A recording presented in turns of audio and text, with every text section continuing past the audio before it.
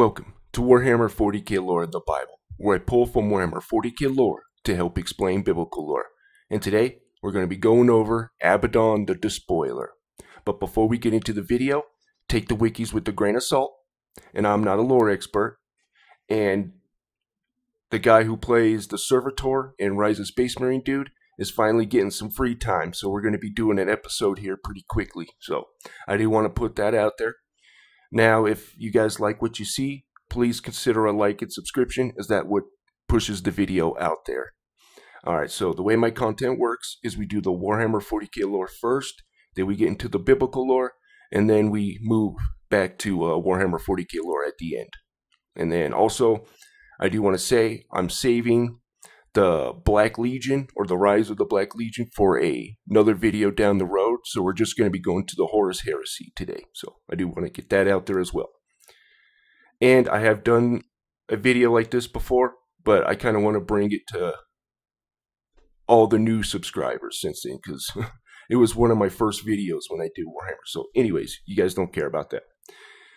So Abaddon, also known as Abaddon the Despoiler, once named Ezekiel Abaddon, whose preferred title is War Master of the Imperium Nihilus, and is sometimes called by others the War Master of Chaos, is a Chaos Lord and the greatest champion of Chaos undivided in the galaxy. Abaddon is the master of the Black Legion of Chaos Space Marines, and is rumored to be the clone progeny of War Master Horus, the greatest traitor in Imperial history, and at one time his most favored son as the first captain of the Sons of Horus Legion. Abaddon is now infamous for leading Black Crusades, the terrible military campaigns during which the normally fractious forces of chaos unite under his leadership. So this is where Chaos Undivided comes in, by the way. Okay. Under his leadership, and launch a massive attack against the Imperium from within the Eye of Terror.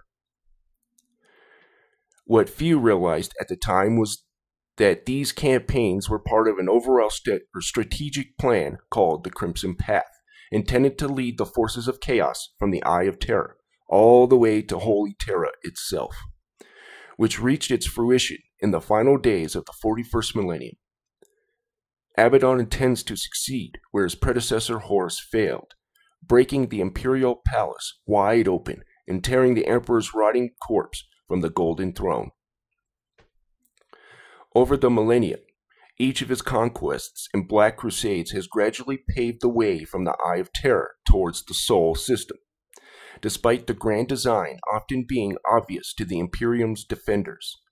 Less obvious, however, is that along that path, his actions have gradually weakened the veil between real space and the warp, assisting the birth of the Great Rift after the successful conquest of the fortress world of Cadia during the 13th Black Crusade. Let's have a moment of silence. Okay. And circa 999, the 41st millennium, the birth of the Great Rift divided the galaxy in half and marked the start of the Noctis Aeterna and the Era Indomitus. The name of Abaddon, the War Master of Chaos, has become a bitter curse within the Imperium. During the Great Crusade, Abaddon rose to become first captain of the first company of what was then called the Luna Wolves Legion. When the Horus Heresy came to a head, it was clear that Abaddon's loyalty lay with his Primarch rather than the Emperor. He led the Terminators of the renamed Sons of Horus across Istavan III, Istavan V, and Yarant, and Terra itself. Abaddon's anguish at his master's death at the hands of the Emperor drove him deeper into madness and hatred than any mortal should ever sink.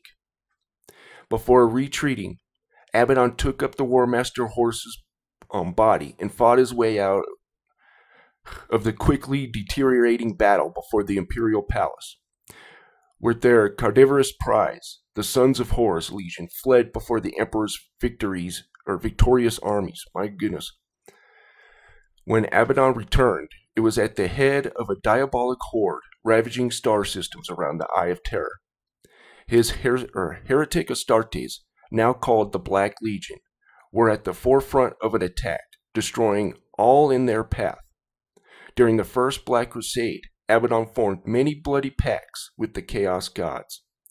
Below the Tower of Silence, he recovers the demon's sword, Dracnin, a weapon of prodigious power. Sorry, my goodness, man. Making him nigh unstoppable. Since then, Abaddon has dreamed of forging an empire of chaos upon the ruins of the Imperium. 12 more Black Crusades have followed, each achieving some dark purpose that even the mightiest sages of the Imperium cannot discern. It is said that Abaddon alone has the power to unite the fractious traitor legions and finish the treachery begun 10,000 standard years ago, ripping the Emperor from his place on the Golden Throne and at last claiming the galaxy for the ruinous powers. Abaddon was long reluctant to take up the title of War Master, not wishing to be associated with the failures of Horus. Horus's failure to achieve victory in the Horus heresy left a deep mark upon Abaddon, and came to despise his gene-sire, and resolved neither to venerate Horus's memory nor to emulate him in any way. So, for the longest time, did Abaddon refuse to use Horus's title of War Master, as he believed it to be tainted by his gene-father's failure in weakness. However, with the success of the 13th Black Crusade and the fall of Cadia, Abaddon at last considered the time right to resurrect the honorifics and make his own. Yet, in Abaddon's conception, no longer would the War Master be the great general and champion of the dark gods, ruling nothing he had not bargained for with inhuman entities. My goodness, I apologize, guys. Instead, Abaddon declared his title to be War Master of the Imperium Nihilus, master of the sundered half of humanity's realm that was, he said, far more territory than Horus ever conquered and held. Abaddon has now accepted the once scorned title, for with the opening of the Great Rift, he feels that final victory in the long war against the Emperor is at hand. Alright. Deadly beginnings. In the days of hope that preceded the Horus heresy, Ezekiel Abaddon fought amongst the most noble of brotherhoods, the Legiones Astartes. Originally, the firstborn son of the most mighty of the Chthonian gang warlords, Ezekiel deleted his father in single combat after a disastrous Chthonian coming-of-age ritual. Though he lived in exile after that point, his massive build and natural ferocity saw him grow to be a legend amongst his people. Before long, the vicious young warrior came to the attention of the Luna Wolf Space Marine Legion, and he was recruited into their brotherhood. Within the space of a few short years, Abaddon had distinguished himself on the training grounds and fought his way through the echelons of the Luna Wolves to be given the newly founded rank of First Captain. After the development of new and powerful war technology by the Mechanicum, Abaddon was gifted a suit of custom-made cataphracti pattern Terminator armor to accommodate his mighty stature. To accommodate his mighty stature. So powerful a warrior had Abaddon become that he was used as a military model for the entire brotherhood of the Luna Wolves' elite First Company, known as Justarian. With a long history of victories behind him, Abaddon was soon respected as a leader and fighter alike, for he waged war like the warrior kings of old. Better yet, he earned a place at the right hand of Horus Lupercal, most favored of all the Primarchs. He became a lord of the new superhuman elite who were to redefine the course of human history, at first to be betterment of the Imperium of Man, and later to its tragic downfall. The Great Crusade. By the time of the Great Crusade, Ezekiel Abaddon had been recognized as the greatest warrior of the vaunted 16th Legion after their Primarch Horus. He was blessed with being able to serve at the right hand of the Primarch himself. For to witness such a being in the flesh was to be in the presence of a demigod. Abaddon was the first and most respected of them all, a man who worshipped his Primarch as a god, just as Horus worshipped his father, the Emperor of mankind, in turn. Horus Lupercal was raised up by the Emperor himself as the greatest of all the Primarch's number, an accolade never surpassed before or since. Yet, amongst Horus's many virtues was his humility. He listened well to the counsel of his warriors, learned from his mistakes, and considered every action before committing to it. Amongst his advisors in the Lunar Wolves, he trusted 4 officers above all. This council of warrior captains was known as the Mournival. At the time of the Horus heresy beginnings, it was comprised of Abaddon himself, Torgadon, and captain of the 2nd company, Little Horus Aximand, captain of the 5th company, and Garviel Loken, captain of the 10th company. Or Garviel. Sorry. Man, I'm reading terribly today. It was after the battle for the world, designated 6319 by the 16th Legion, in which 10th Captain Garviel Loken managed to reach and slay the impostor emperor who ruled the world ahead of Abaddon, that the first captain recommended Loken's elevation into the Mournival to replace the 4th Company's captain, Hastur Sejanus. A particular favorite of Horus, had been slain shortly before the battle. As the Great Crusade conquered its way across the stars, it reunited many of the scattered domains of mankind that had been abandoned and isolated by the chaotic tides of the warp. Always at the fore was Horus Lupercal, with Abaddon at his side. They were the first into battle, the first to exhort their brothers' legions to acts of greatness, and first to encounter the strange new threats that had grown in the dark corners of the galaxy. One of these threats was a danger so insidious that it slowly corrupted many of the Legiones Astartes, including the Primarch Horus himself. Abaddon, also a member of the Legion's Warrior Lodge, the quiet order within the Lunar Wolves, inspired by similar lodges on the feral world of Davin, which Lunar Wolves had brought to the Imperial compliance many years earlier. Erebus, first amongst the chaplains of the Word-Bearers Legion, and first amongst the worshippers of the Chaos Gods. I did a video on Erebus, if you so wish to choose that, or go check it out. Anyways, gods had spread his secret warriors' lodges to the brethren of the Lunar Wolves, as well as many of the other Space Marine legions, at the behest of his corrupted Primarch Logar, in the decades before the Horus heresy began. In the daylight hours, those of the Legiones Astartes, who had secretly come to worship chaos, used their twisted logics to sway more of their number to their cause. During one particular Imperial compliance action, Abaddon notably stood against Horus's attempts to negotiate with a stray branch of humanity known as the Interrex. Preferring to adhere to the Emperor's stated policy and simply demand surrender or force Imperial compliance upon newly discovered human cultures. This attitude was reversed in desperation after Horus was critically injured by the chaos-corrupted Imperial planetary governor Eugene Temba upon the 16th Legion's return to the world of Davin. Horus was mortally wounded after slaying the Nurgle-corrupted Temba upon the bridge of his downed starship on Davin's moon, which had been transformed by Nurgle's corruption into a reeking swamp infested with undead plague zombies. I also just did a video on that. Temba's own former Imperial Army's garrison.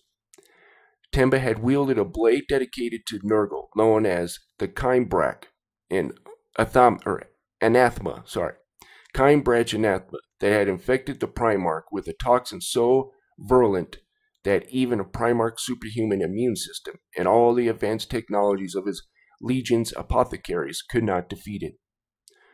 Blinded by grief, Abaddon and his fellow company captains took the Primarch's body on the advice of the word bearer's first chaplain Erebus to a mystic healer who belonged to the Chaos Temple of the Serpent's Lodge on Davin, and who was actually a Chaos sorcerer, an act in utter contradiction of the imperial truth, which was stridently atheistic, and which opened Horus up to the influence of the ruinous powers of chaos. Yet, instead of salvation, the priests of that Davinite moon brought eternal damnation.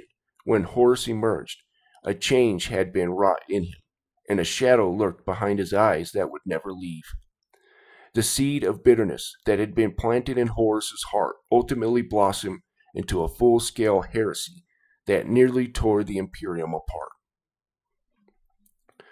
Okay, the Horus heresy. Following Horus's corruption by chaos and his resurrection through its profane power, Abaddon backed his Primarch to the hilt and firmly aligned himself with Horus against the Emperor, ultimately giving his soul over completely to the service of Chaos Undivided. Horus, under the guise of putting down the religious rebellion against imperial compliance on the world of Istavan III, amassed his troops in the Istavan system. The corrupted War Master had a plan by which he would destroy all the remaining loyalist elements of the legions under his command, a plan that would ultimately unfold with the nightmare of what imperial scholars would later name the Istavan III atrocity. During the resulting campaign of attrition, Abaddon was responsible for the wounding and abandonment of the loyalist captain Garviel Loken within the ruins of the Istavanian capital known as Coral City.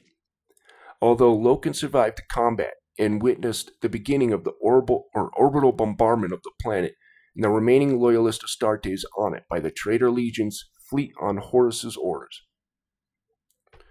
Throughout the 7 brutal standard years of the terrible imperial civil war that was the Horus heresy, First Captain Abaddon led the elite squad of the renamed Sons of Horus Space Marines from the first company known as the Justarian, who were singular black-colored cataphracti pattern Terminator armor.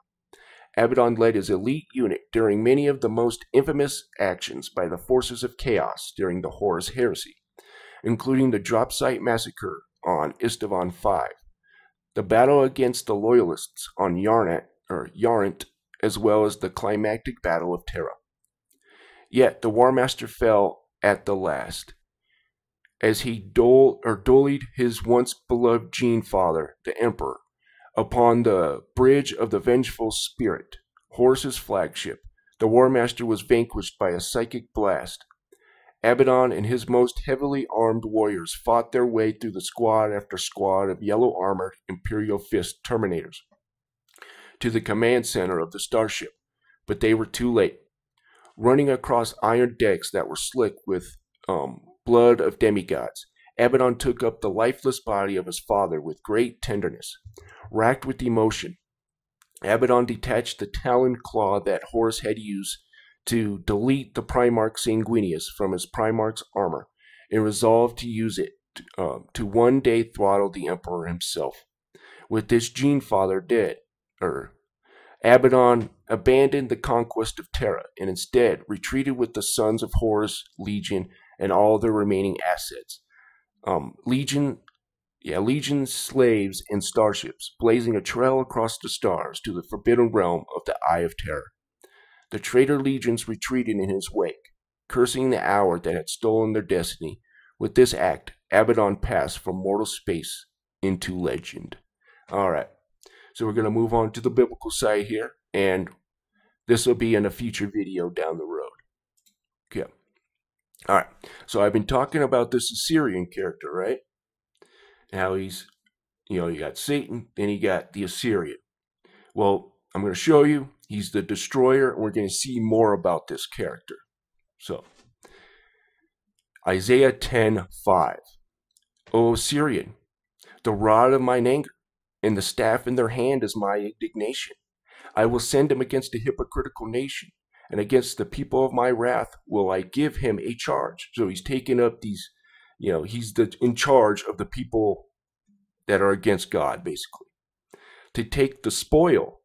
And I want to give Games Workshop their credit here. They've done more research on the Bible than 80% of pastors have. And you'll see what I mean here in a second. But anyways, okay. And I'll give him charge to take spoil, to take prey, and to tread them down like mire the streets. Howbeit, mean it not so, neither doth his heart think so. So this is where he gets designated as the destroyer, okay? And this guy's a bad guy. He's not a good guy. He's a bad guy. But it is in his heart to destroy and cut off nations, not a few. Now listen to what he says here. He's got kings under him, right? So, for he saith, are not my princes altogether kings? That's interesting. So he even has an army. He's got princes and kings and all that. He's got the world, right? Basically. And you know how kings, they got a right-hand man, you know what I mean?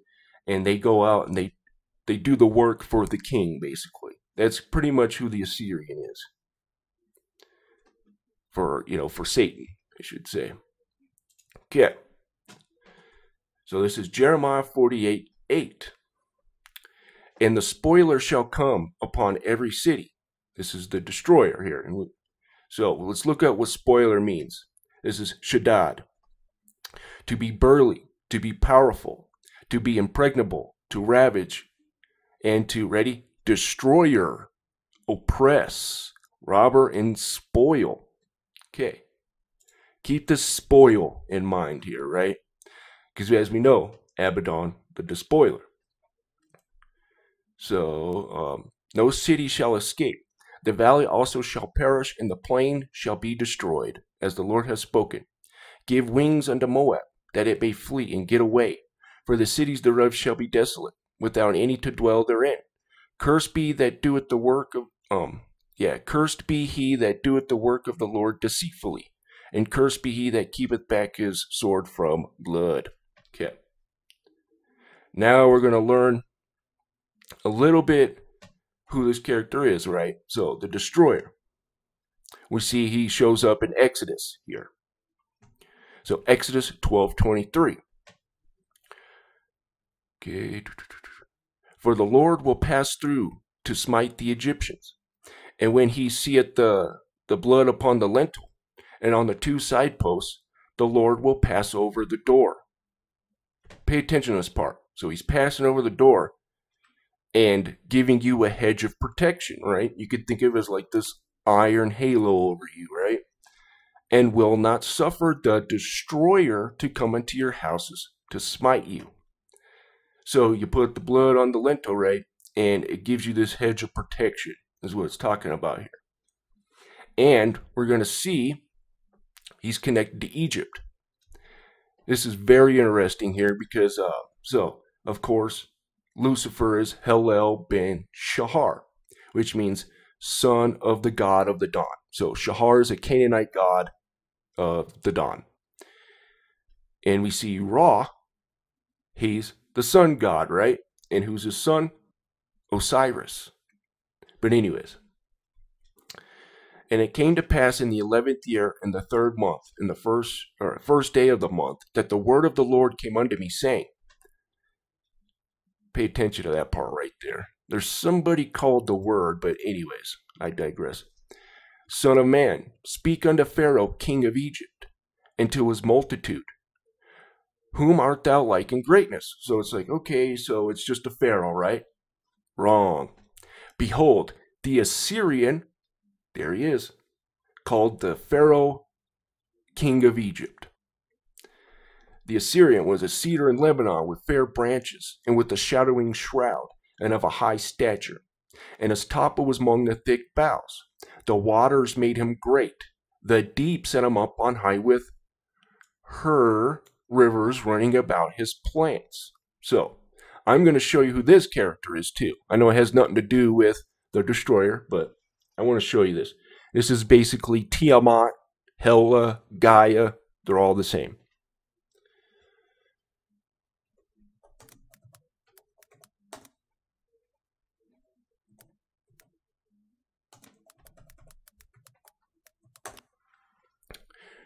Yeah. That's not it. It's 60. My bad, guys.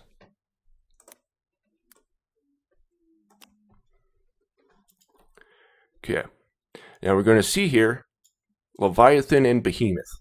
So, and on that day were two, oh, I'm sorry, this is Enoch 60. This is 7. And on that day were two monsters parted. So it's kind of fragmented a little bit, as you can tell. It's all weird, but yeah. Anyways. And on that day were two monsters parted.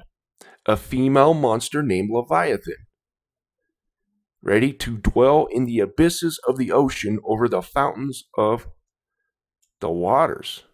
Okay. And as we know,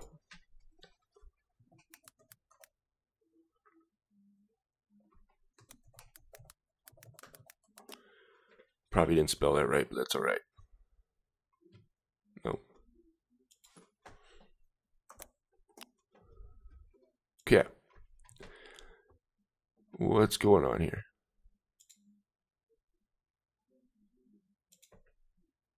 There we go. Okay. So Hela, right? She's in Niflheim. So we'll go to Nifl. What is going on? Page not available. Okay. So Niflheim, the cold, dark, misty world of the dead, ruled by the goddess Hel. Now, pay attention to this part. Niflheim contained a well, a Verglamer, I think that's how you say that. I'm sorry if it's not, from which many rivers flowed, right? So again, this is Tiamat, Gaia, Hela, and all that. Same person, in my opinion. It's this Leviathan, this water serpent. Okay. And what's happening is they're, oh my goodness, they're coming together. They're in league with each other here. And he's being empowered by this lady's waters, right? That's not it. Oh, I'm sorry. Okay. So let me read this again so you guys can understand. So, Son of man, speak unto Pharaoh, king of Egypt, and to his multitude, whom art thou like in thy greatness? Behold, the Assyrian was a cedar in Lebanon with fair branches, and with a shadowing shroud, and of a high stature, and his top was among the thick boughs. The waters, right, made him great. The deep set him up on high with her rivers running around his plants, and sent out her little rivers unto all the trees of the field. Therefore his height was exalted above all the trees of the field. Let me go here. Okay, above all the trees of the field, and his boughs were multiplied, and his branches became long because of the multitude of the waters when he shot forth. All the fowls of heaven made their nests in his boughs. So notice as it says, fowls of heaven. These were probably more Cosmocrator type beings. But anyways, I digress. Okay, under his branches, and did all the beasts of the field bring forth their young. And under his shadow dwelt all great nations. That's interesting. And by the way, we're going to see he was in the garden of God. Anyways, which is, so there were nations. Anyways, not in the garden of God, but anyways, I'm getting ahead of myself here. Okay. Thus was he fair in his greatness, in the length of his branches, for his root was by great waters. The cedars in the garden of God could not hide him. The fir trees were not like his boughs, and the chestnut trees were not like his branches, nor any tree in the garden of God was like unto him in his beauty. I have made him fair by the multitude of his branches. So these are entities it's talking about. It's giving symbology here. So that all the trees of Eden that were in the garden of God envied him. Therefore, thus saith the Lord God, because thou hast gifted up thyself in height, and hast shot up his top among the thick boughs, and his heart is lifted up in his height. Sounds a little bit like Abaddon the Despoiler, doesn't it? I have therefore delivered him into the hand of the mighty one of the heathen. He shall surely deal with him. I have driven him out for his wickedness. So he's talking about gave him up to Satan. And strangers, the terrible of the nations, I have cut him off, and have left him. Upon the mountains and all the valleys his branches are fallen, and his boughs are broken by the rivers of the land. So this is, I would say, the rebellion, right? I talked about, in the Age of Technology video last week, that there was a pre-Adamite civilization, and this is where Satan and all these people fell. But what's interesting is there's nations there, right? And we see here, in his shadow dwell all great nations. So, interesting. Valleys of branches are fallen, and boughs are broken. And his boughs are broken by the rivers of the land. And all the people of the earth are gone down from his shadow, and have left him. Upon his ruin shall all the fowls of heaven remain, and all the beasts of the field shall be upon his branches. To the end of none, all the trees by the waters exalt themselves for their height, neither shoot up their top among the thick boughs, neither their trees stand up in their height. All that drink water, for they are all delivered into deletion to the nether parts of the earth, in the midst of the children of men.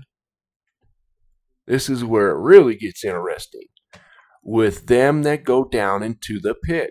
So it says, in the midst of the children of men, with them that go down into the pit. So there's men there with them that are going into the pit. Very interesting. Thus saith the Lord God, in the day when he went down to the grave, I caused a mourning. I covered the deep for him, and I restrained the floods thereof, and the great waters were stayed. So he's cutting off this water, right, that's empowering him. And I caused Lebanon to mourn for him, and all the trees of the field fainted for him. I made the nations to shake at the sound of his fall. So this is that rebellion, right? And it got thwarted by God. When I cast him down to hell with them that descend into the pit, and all the trees of Eden, the choice of the best of Lebanon, and all that drink water. Oh, I reread that part, didn't I? I'm sorry. They also went down to hell with him, unto them that be slain with the sword, and they that were his arm, that dwelt under his shadow in the midst of the heathen. I'm sorry, guys. So to whom art thou like in glory, in greatness, among the trees of Eden? Yet shalt thou be brought down with the trees of Eden into the nether parts of the earth. That's interesting. So it sounds like, anyways, never mind. Thou shalt lie in the midst of the uncircumcised with them that be slain by the sword. This is Pharaoh and all his multitude, saith the Lord God. Interesting. So it calls him Pharaoh again. Okay. Isaiah 14:25. That I will break the Assyrian in my land, and upon my mountains tread him underfoot. Then shall his yoke depart from off them, and his burden depart from off their shoulders. This is the purpose that is purposed upon the whole earth. This is the hand that he's telling you, right? The hand that is stretched out upon all nations. For the Lord of hosts hath purposed, and who shall disannul it? And his hand is stretched out, who shall turn it back? In the year that King Ahaz died, was this burden. Darn it. One of these days I'll learn not to say that word. I'm going to have to silence a lot of this stuff. But anyways. Okay. Now, we see this guy is in the bottomless pit here, right? We saw he brought him down. Now, just because these people are in the bottomless pit doesn't mean they don't have influence, right? So they still are movers and shakers, right? They're just in prison. It's almost like you got a mob boss in prison, right? He's still moving and shaking while he's in prison. He's just bound from doing things upon the earth, right? And I'll say him and Satan. Yeah. And real quick, I'll bring, since I brought it up.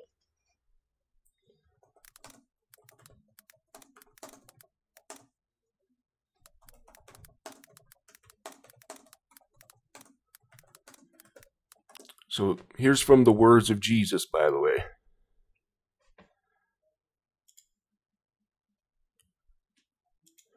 So, see, red letters? Oh.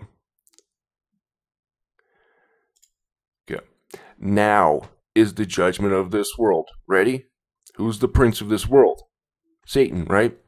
Now, so Jesus saying, now shall the prince of this world be cast out.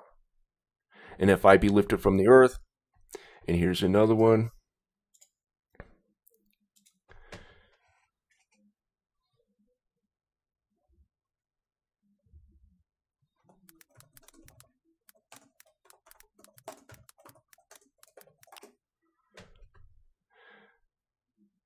Right here. So, right here. Where is it? Find a better one. Okay. So this is Jesus again. Mark 3:27. No man can enter into a strong man's house and spoil his goods, except he will first bind the strong man. So, and then he will spoil his house. So, as we saw, Satan is bound.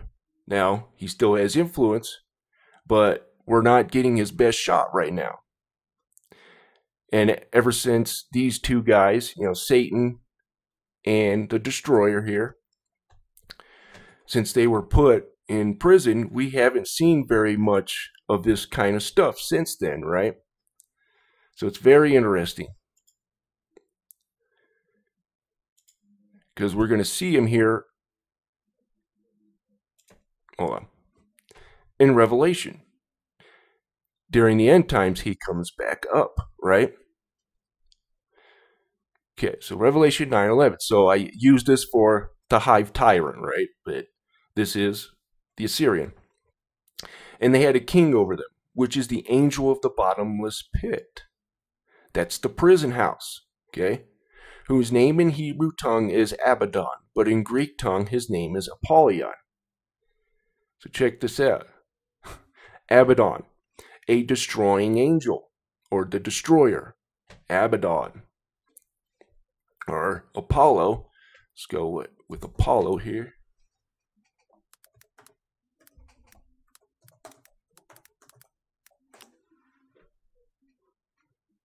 A destroyer.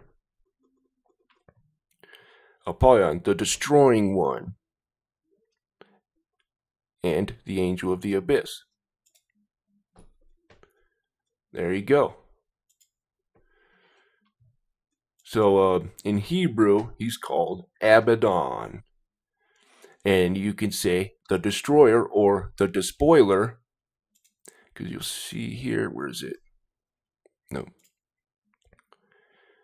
And the spoiler. So it calls him the spoiler. Right?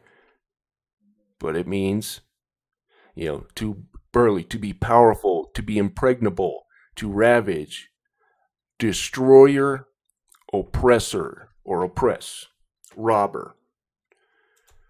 And that's why I give props to Games Workshop for actually studying the Bible more than pastors do, which is quite sad in my opinion. But anyways, so there's the destroyer. So now we're going to go to the chosen of Abaddon. And we saw, with, where is it? Yeah, right here. He has princes under him, right? Just like Abaddon. So, the chosen of Abaddon are 4 powerful chaos lords that cerned over the patronage of Abaddon the Despoiler. the War Master of Chaos and Master of the Black Legion of Chaos Space Marines. Rather than a single force with a single leader, the Black Legion became, after the Horus Heresy, a mighty host of many warbands and warlords. Within his host, all would swear complete allegiance to Abaddon, and through an inner circle, he would lead them with absolute dominion. These favored lieutenants became known as the Chosen of Abaddon. The Chosen were his favored generals, standing above all others and enacting his dark will, a warped shadow of the Luna Wolves, Mournival, in which he had once served. Nowhere in the galaxy can a more feared and merciless collection of tyrants be found, always eager to put entire world to the sword in the name of chaos. Nowhere in the galaxy can more feared and merciless collection of tyrants be found, always eager to put entire worlds to the sword in the name of chaos. The last recorded deployment of a full Officio Assassinorum execution force was against the so-called Chosen of Abaddon. These 4 individuals were so hated by the Imperial Man that an entire team of assassins infiltrated Abaddon's flagship. This was an extraordinary event, for it's rare for even one assassin to be sent to deal with the threat. Abaddon learned of the impending attack and laid a trap for the assassins, deleting all 4 and protecting his Chosen. The Chosen bear an assortment of titles, reflecting their role in the past Black Crusade or honoring particular acts of cruelty for which they are infamous. Their numbers are ever-changing, for Abaddon has little tolerance for failure amongst those who serve him. The current holders of these 4 titles are described below: Lord Ravager, Davram Korda, Lord Deceiver, Gethmore the Deceiver. I'm guessing that's how you say that. That's my fault for not. Anyways, Skyrack Slaughterborn, Lord Purgator, Urkarathos, and there you go. Bringers of Despair. Abaddon also formed the Black Legion's ranks personal bodyguard known as the Bringers of Despair, among other dark titles, selected from the strongest and most vicious of the Chaos Terminator elite. These fearsome warriors are a terrifying sight, their arrival announcing the presence of the Despoiler himself. Alright guys, we're going to end it there. I want to thank everybody who watched this video, everyone who liked it, disliked it, at least thank you for giving me a chance. And I do want to put it out there again. Here comes hope. We'll be able to start voicing the servitor again, so we'll be able to get those videos up and going again as well. So thank you guys, and you guys have a wonderful day.